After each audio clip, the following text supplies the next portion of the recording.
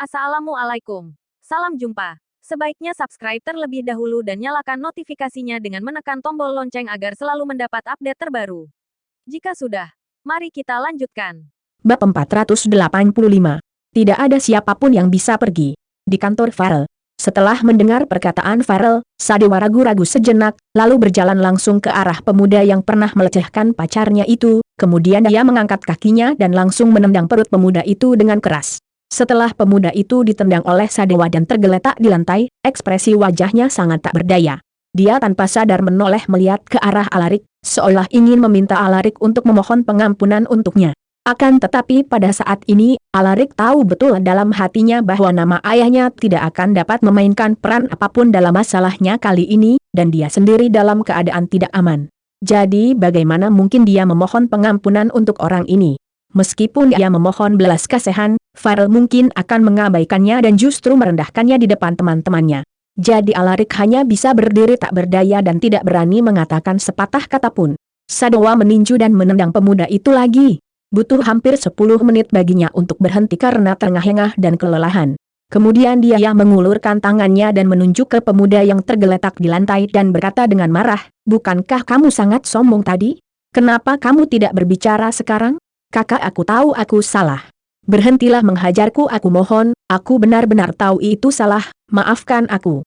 Lepaskan aku, ya."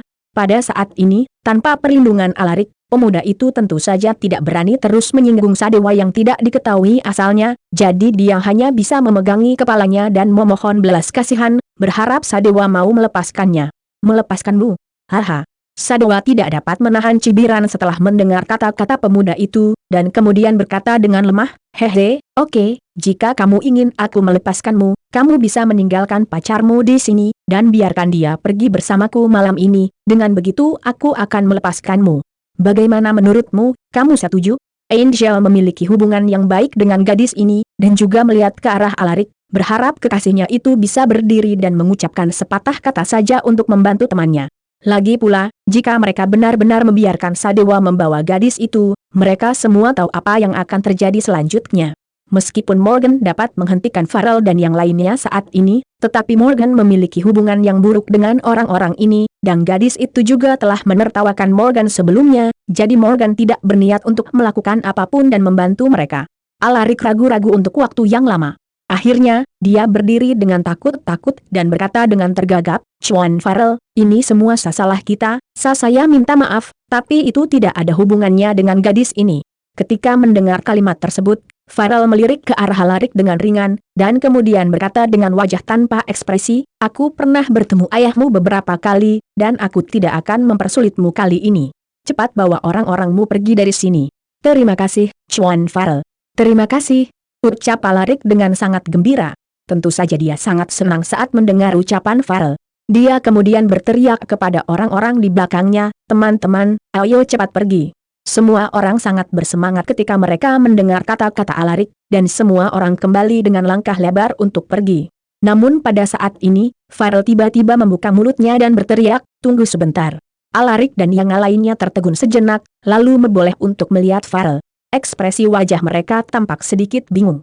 "Kalian semua boleh pergi, tapi kedua orang itu harus tetap tinggal," ucap Farel sambil mengulurkan tangan dan menunjuk ke pemuda yang telah dipukuli sebelumnya dan pacar pemuda itu. Jelas, bahkan saat ini, Farel masih tidak memiliki niat untuk melepaskan kedua orang itu.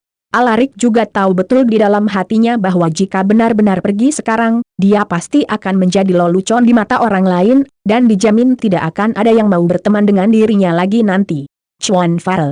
Mata Alarik memancarkan jejak ketidakberdayaan. Di saat yang sama, Angel langsung menatap Farel dengan mata melotot dan berteriak, "Sok berani, kamu pikir kamu siapa? Apa jika kamu meminta mereka berdua tinggal di sini, mereka harus menuruti perkataanmu."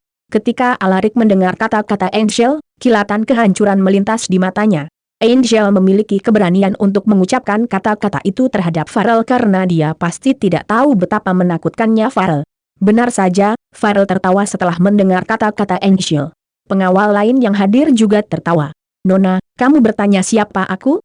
Farel bertanya pada Angel sambil tersenyum. "Ya, meskipun kamu seorang polisi, kamu tidak berhak untuk menahan mereka berdua." Angel berteriak keras. Baiklah, hari ini aku akan menunjukkan padamu apa aku berhak untuk menahan mereka berdua atau tidak. Farel menjawab sambil menyeringai, lalu langsung melanjutkan, awalnya aku bermaksud membiarkan dua orang ini tinggal di sini, dan yang lain bisa pergi, tapi setelah mendengar perkataanmu, sepertinya kalian tidak ingin pergi, kalau begitu kalian semua tidak boleh pergi. Mendengar ini, ekspresi di wajah mereka semua jelas lebih ketakutan. Alarik menyadari ada yang tidak beres, kemudian bergegas ke arah Farel, "Tuh, Chuan Farel, ini pacar saya. Dia tidak tahu siapa Anda, tolong abaikan dia, jangan dengarkan omong kosongnya, tolong lepaskan kami demi hubungan Anda dengan ayah saya." Tiba-tiba Farel mengangkat tangannya dan menampar wajah Alarik, lalu menatap pemuda itu sambil melotot dan berteriak, "Kamu pikir siapa ayahmu? Kembalilah dan tanyakan pada ayahmu apa dia berani berbicara seperti ini padaku?" Alarik berdiri di sana dengan linglung, untuk sesaat dia tidak tahu harus berbuat apa. "Kalian bertiga tetap tinggal bersama mereka, dan yang lain bisa segera pergi dari sini, atau tidak ada yang bisa pergi." Farel berteriak tanpa ekspresi. Ketiga orang yang dimaksud Farel tak lain adalah Viola, Yura dan Angel. Sejak mereka semua masuk ke kantor, Farel memang tertarik pada ketiga gadis itu, dan saat ini, dia hanya ingin memanfaatkan keadaan untuk menahan Viola dan lainnya. Setelah mendengar kata-kata Farel, ekspresi di wajah mereka jelas berubah. Bagaimanapun, mereka tidak ingin terlibat dan mengalami masalah besar karena masalah ini. Pada saat ini, seorang gadis berkata kepada pacarnya, "Kalau begitu, kita bisa pergi sekarang." Meskipun kesetiaan dalam pertemanan sangat penting, mereka juga tahu kebenaran untuk menyelamatkan diri sendiri dalam menghadapi bencana adalah yang paling penting. Sekarang tidak ada yang mau lagi mempertahankan kesetiaan pada temannya. Saat Farel menoleh ke arah pengawal di sampingnya, pengawal Tiu langsung mengerti maksud Farel dan langsung berjalan menuju ke arah Viola, Angel, dan Yura. Pada saat ini, semua orang tercengang. Mereka berdiri di tempatnya satu persatu, dan ekspresi di wajah sangat ketakutan.